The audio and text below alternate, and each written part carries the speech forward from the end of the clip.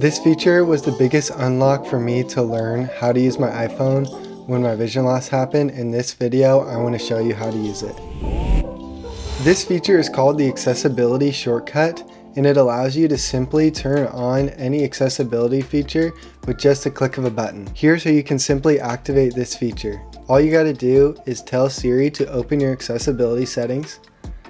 Open accessibility settings.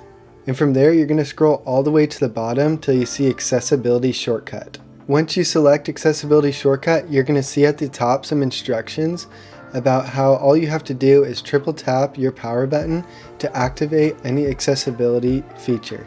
You can simply select the feature that you want to be activated when you triple tap the power button.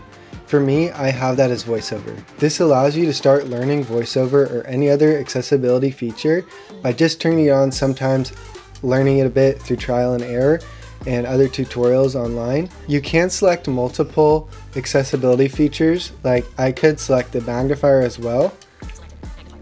But what I don't necessarily like about this is that when you triple tap the power button, you can see that it pulls up two different options and then I have to select which I want. I think this just takes a little bit more time, but if you find yourself using two different accessibility features, it could work for you. I recommend you selecting the accessibility feature that you find yourself sometimes using so you can quickly access it. For example, if you just find yourself using Zoom, you can have it be the magnifier, or like myself, be VoiceOver.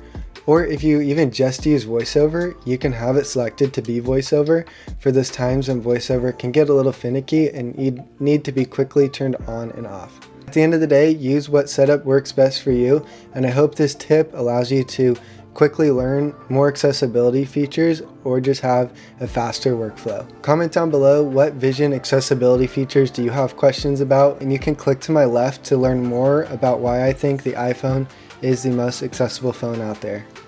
For more details and instructions from this video, read the description box below.